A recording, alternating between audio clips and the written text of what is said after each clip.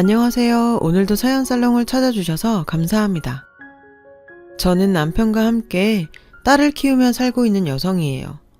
평소 주변에 할 수 없었던 저희 가족 이야기를 하고 싶어서 사연을 보내게 되었어요. 우선은 제 이야기부터 시작해야 할 것 같네요. 모든 얘기는 저로부터 비롯됐으니까요. 저는 평범한 가정의 세 자매 중 둘째로 태어났어요. 위아래로 언니와 여동생이 있었죠. 언니는 어릴 때부터 얼굴도 예쁘고 무용에 재능이 있었어요. 예술고등학교 무용과에 진학해서도 실력을 인정받을 정도로 잘했어요. 여동생도 마찬가지로 얼굴도 예쁘고 공부를 아주 잘했어요.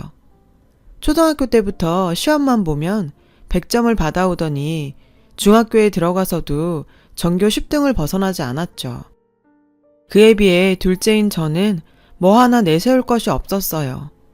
공부를 아주 못한 건 아니었지만 내세울 정도는 아니었고 언니처럼 예능 쪽에 재주가 있는 것도 아니었죠. 그러다 보니 어릴 때부터 저는 자존감도 낮고 열등의식도 있었어요. 그렇다고 부모님께서 차별하신 것도 아니에요. 늘 우리 세 자매를 공평하게 대하려고 노력하셨고 저와 언니, 동생을 비교하거나 차별하신 적도 없었어요.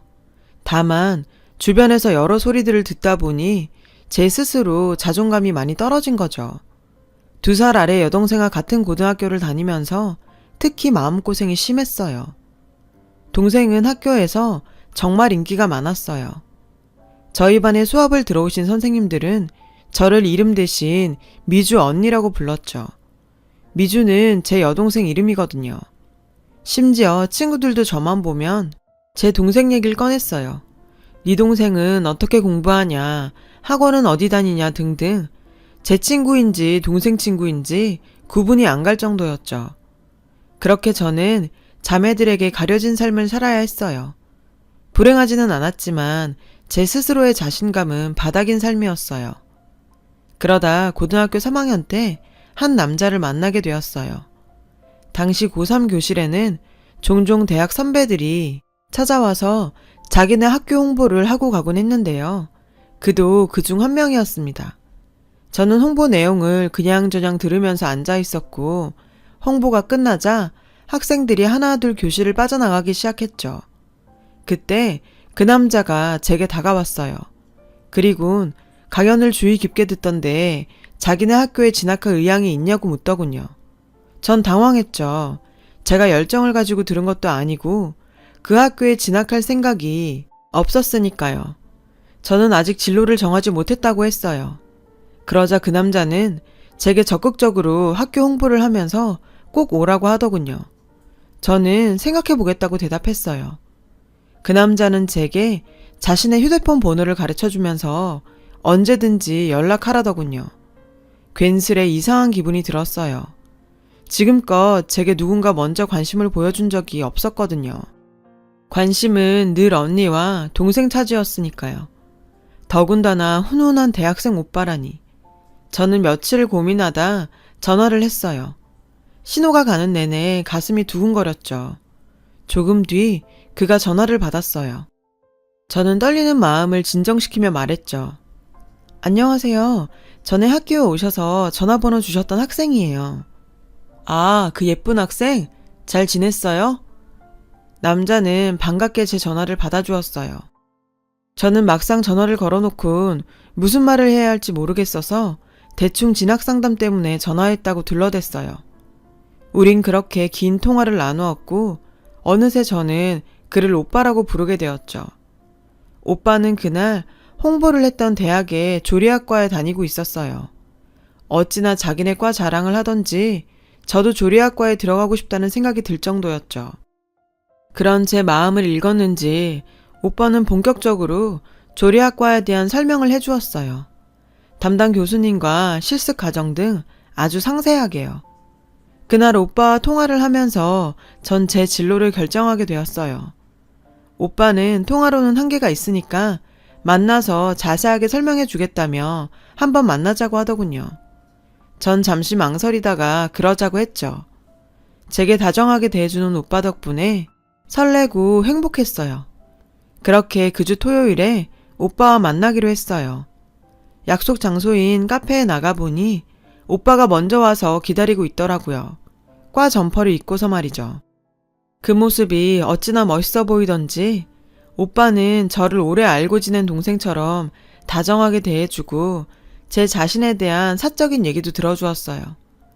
저는 오빠한테 그동안 살면서 언니와 여동생 사이에서 얼마나 자존감이 떨어졌는지를 얘기했고요. 에이, 우리 미연이가 얼마나 예쁜데 그런 소리래?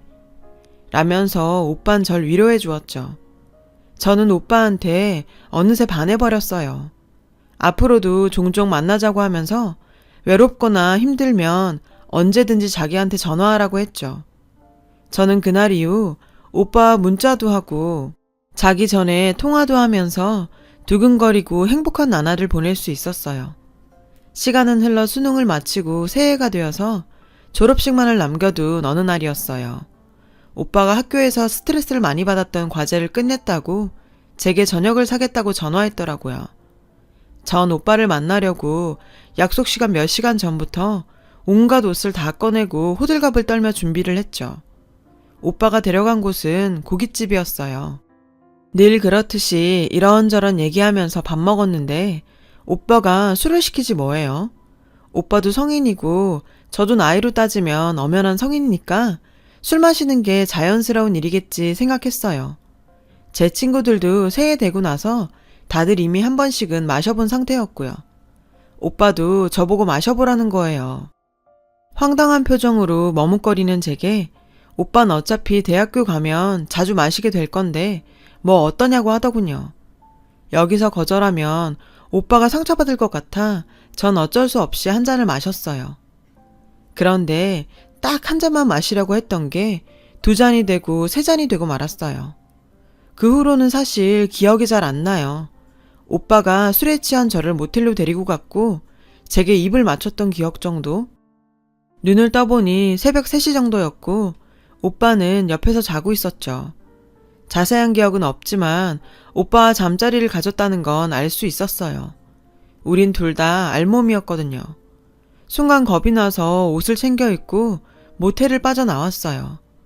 집에 돌아와 보니 다행히 가족들 모두 자고 있더라고요. 전 아무 일 없는 척 그대로 잠자리에 들었어요. 다음 날 오빠가 전화를 했더라고요. 많이 놀랐지? 미안해. 그래도 나는 너 절대 가볍게 생각하는 거 아니야. 진심이었어. 앞으로도 너랑 계속 같이 만나고 싶고 대학도 같이 다니고 싶어. 오빠의 그 말을 듣자 안심이 됐어요. 이유 모를 자신감도 느꼈던 것 같아요. 우린 그렇게 비밀 연애를 시작했어요. 이미 오빠랑 같은 대학교에 지원도 해둔 상태였고 성적도 잘 맞췄기 때문에 합격할 거라는 자신도 있었습니다. 그리고 제 예상대로 저는 졸업식 직전에 학교로부터 합격 통지서를 받았고 오빠랑 같은 대학교에서 캠퍼스 생활을 할 수 있게 되었어요. 대학에 가면 오빠랑 당당하게 사귀고 드라마에서 나오는 달달한 연애도 할 수 있다는 생각에 저는 정말 너무 행복했습니다. 하지만 그런 제 희망은 산산이 부서지고 말았죠. 합격 결과를 받고 나서 얼마 안 돼 몸이 이상한 걸 느꼈거든요. 그제야 그동안 생리를 하지 않았다는 걸 깨닫게 된 거죠. 순간 심장이 덜컥 내려앉는 것 같았어요. 그리곤 제 머릿속에서는 모텔에서 오빠와의 일이 생각나더군요. 그래도 설마 했어요. 임신이 그렇게 쉽게 되진 않을 거라 생각했거든요. 하지만 불안한 마음은 사라지지 않았고 결국 남들 눈을 피해서 약국에서 임신 테스트기를 구입했죠. 테스트 결과는 임신이었어요. 너무 놀라고 겁이 나서 방에 틀어박혀 한참을 울었어요. 그리곤 고민 끝에 오빠한테 이 사실을 알리는 게 맞겠다는 생각이 들었죠. 일단 오빠한테 전화를 걸어 만나자고 했어요. 오빠는 평소와 같은 모습으로 나왔고 심각한 표정으로 앉아있는 제게 무슨 일이 있냐고 묻더군요. 전 한참을 망설이다 오빠한테 사실을 말했어요. 빨간 2줄이 선명한 임신 테스트기도 보여주었고요. 그런데 그 순간 오빠의 얼굴이 변하더군요. 한 번도 본 적 없는 표정으로요. 오빠는 싸늘한 목소리로 말했어요. 그래서 이제 어쩔 건데? 뭘 어떻게 하겠다는 건데? 오빠의 태도에 저는 당황해서 아무 말도 못했어요. 그러자 오빠가 그러더군요. 지워. 순간 전 무언가로 머리를 세게 맞은 기분이었어요. 오빠는 싸늘한 표정으로 절 노려봤고 전 그 낯선 모습에 눈물만 났죠. 다시 말하지만 지워. 그리고 우리 이제 안 보는 게 낫겠다. 오빤 자기 할 말만 하곤 가버렸어요. 저는 멍하게 앉아있다 뒤늦게 정신을 차리고 오빠를 불렀지만 소용없었죠. 울면서 집에 온 저는 오빠한테 계속 연락을 해봤지만 받지 않았고 저는 일주일을 끙끙 앓다가 결국 부모님께 모든 사실을 말씀드렸어요. 오빠를 처음 만난 때부터 전부 다요. 우리 집은 한바탕 난리가 났고 저는 부모님과 언니 동생으로부터 모진 말을 들어야 했어요. 독실한 기독교 신자이신 부모님께선 아이를 지우는 건 안 된다고 하시더군요. 부모님께서는 오빠한테 전화를 하셨어요. 수차례 시도 끝에 결국 오빠와 연락이 닿았어요. 하지만 전화를 받은 사람은 오빠가 아닌 오빠 부모님이더군요. 자기 부모님한테 떠넘긴 거였죠. 알고 봤더니 그 사람은 집에서도 손 놓은 문제하더라고요. 걔 한 달 뒤에 외국 보낼 겁니다. 애는 그냥 지우세요. 수술비는 저희한테 청구하시면 드릴게요. 이만 끊습니다. 오빠 부모님의 일방적인 태도에 저희 부모님은 할 말을 잃으셨어요. 그러면서도 애를 지우는 건 절대 안 된다는 말만 거듭하셨죠. 눈물이 나더군요. 내가 왜 그런 멍청한 짓을 했을까 자책만 했죠. 그런 와중에 저는 대학 입학 안내 소식들을 들었어요. 하지만 이미 배가 불러오고 있었기에 진학은 할 수 없었죠. 그저 하루하루 달라져가는 내 몸과 입덧을 견뎌야 했어요. 아빠는 일단 낳고 보자고 하시면서도 저만 보면 한숨을 쉬셨고 엄마는 눈물을 흘리셨죠. 부모님은 때때로 저를 혼내셨고 이내 임신한 저를 보살피고 위로하셨어요. 그런 악순환은 제가 출산을 할 때까지 이어졌어요. 그리고 전 아이를 낳았어요. 딸이었죠. 전 제대로 아이 얼굴을 볼 수 없었어요. 그저 눈물만 흘렸습니다. 미안했거든요. 축복받아야 할 아이를 미움 속에서 아빠 없이 태어나게 한 게 너무 미안했어요. 얼마 뒤 부모님께선 제게 아이를 입양 보내자고 하셨어요. 엄마 아빠는 더 이상 아기를 키울 능력도 힘도 없으시다면서요. 그렇다고 제가 아이를 키우는 것도 현실적으로는 너무 힘든 일이 아니냐고 절 설득하셨죠. 차라리 입양을 보내는 게 아기한테도 좋을 거라고요. 저는 몇 날 며칠을 울며 고민했어요. 그래도 내가 낳은 내 자식인데 이대로 떠나보낼 생각을 하니 미치겠더라고요. 하지만 아기의 미래를 생각하라는 부모님의 말이 귀에 맴돌았어요. 제가 키워봤자 뭘 해줄 수 있겠어요. 그 생각이 계속 맴돌아 저는 결국 부모님께 입양 보내겠다고 했어요. 결국 그렇게 제 아기는 부모님 품에 안겨 입양기관으로 가고 말았죠. 아기가 떠나는 날 전 너무 가슴이 아파서 아기 얼굴도 제대로 보지 못했어요.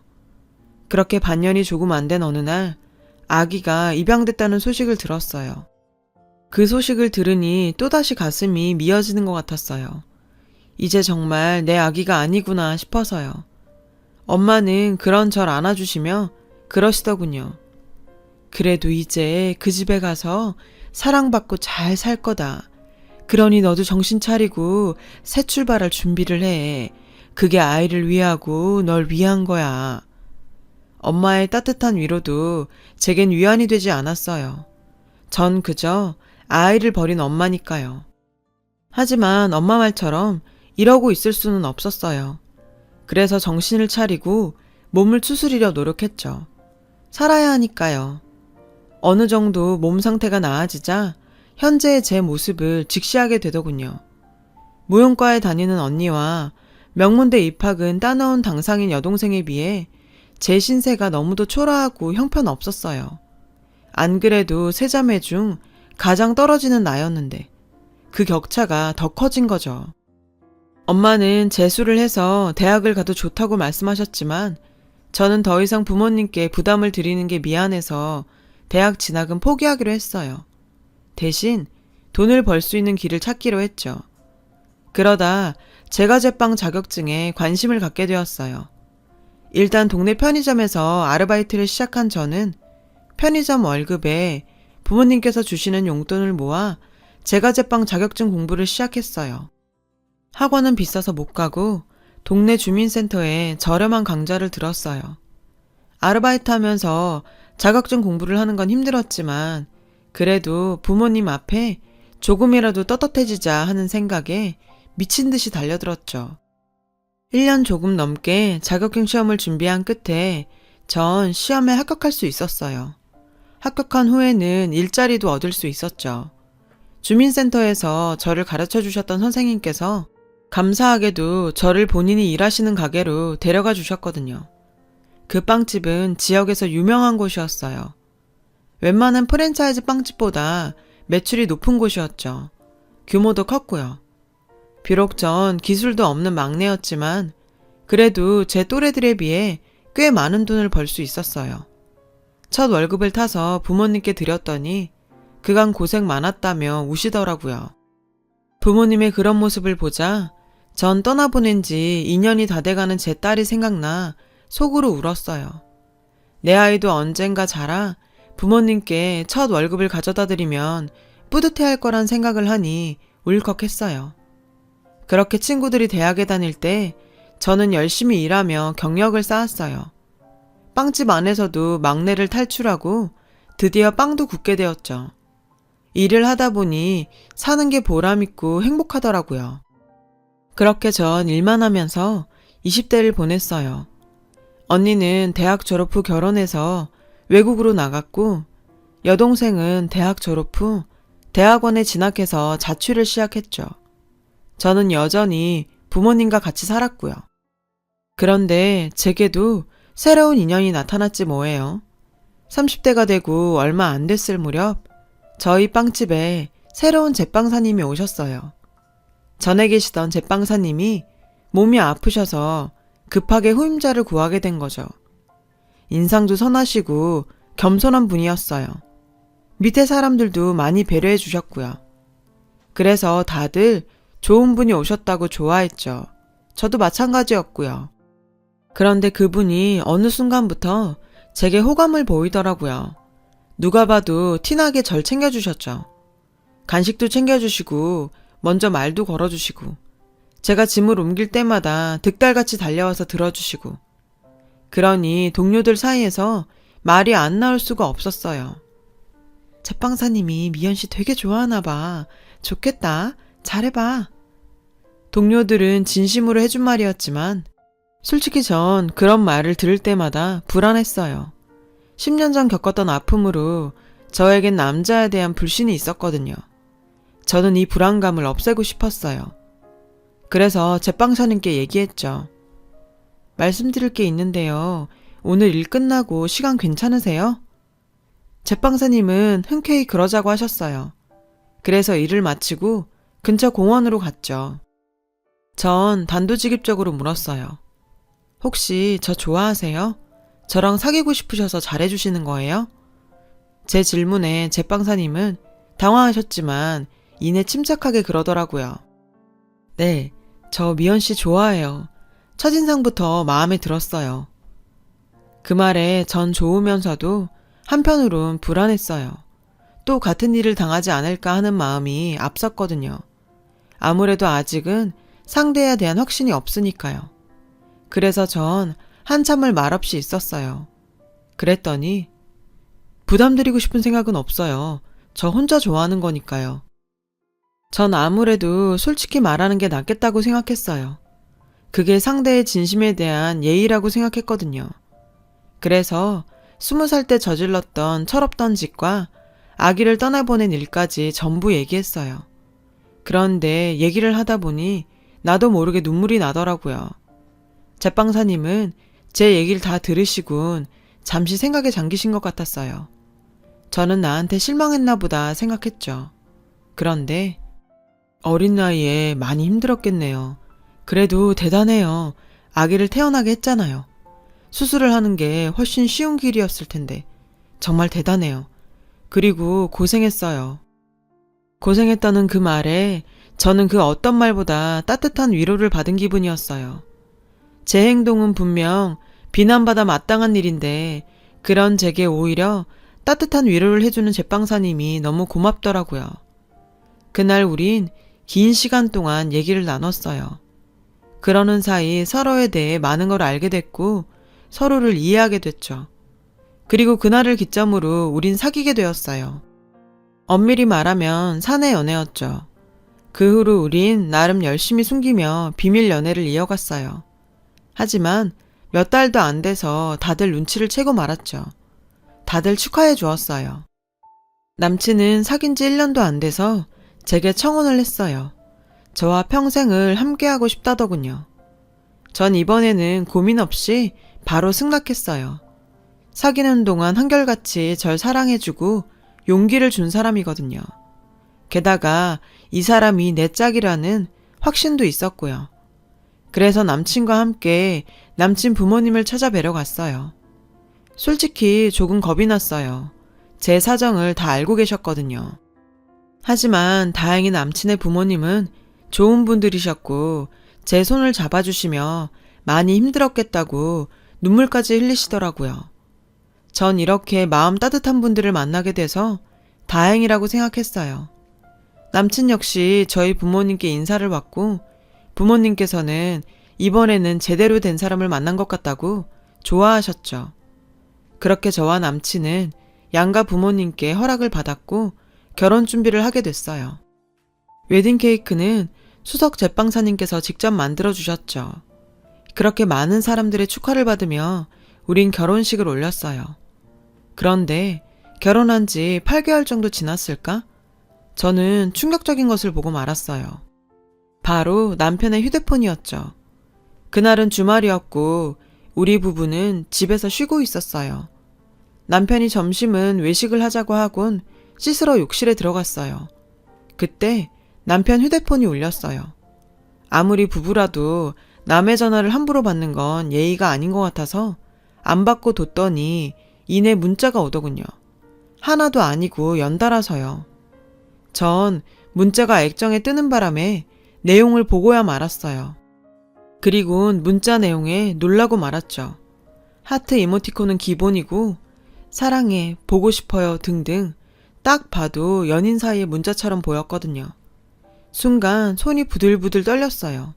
11년 전 배신의 상처가 되살아나는 기분이었죠. 뜨거운 눈물이 흘렀어요. 남편의 휴대폰을 들고 어쩔 줄 모르고 있는 그때 욕실에서 남편이 나왔어요. 울고 있는 저를 보자 놀라서 달려왔죠. 여보, 왜 울어? 무슨 일 있었어? 저는 남편한테 휴대폰을 들이밀면서 말했어요. 왜 우냐고? 당신이 말해봐. 결혼한 지 1년도 안 돼서 딴 여자를 만나? 혹시 내 과거 알고도 결혼한 게 당신이 바람나도 당당할 수 있어서야? 하고 소리쳤죠. 그랬더니 남편은 당황한 얼굴로 휴대폰을 뺏어 보더니 오해라며 자기 말 좀 들어보라더군요. 그리곤 제 팔을 붙잡길래 전 뿌리치고 집을 나가려고 했어요. 하지만 남편 힘을 이길 수가 없었죠. 남편은 절 끌어다 소파에 앉혔어요. 남편은 제가 진정할 때까지 기다렸다가 조심스럽게 입을 열었어요. 사실 너한테 어떻게 말을 해야 하나 내내 고민했었어. 차라리 일찍 말할걸. 미안해. 문자 보낸 이 아이 이름은 수지야. 올해 12살이고. 오빠가 12살짜리 애랑 연락한다고?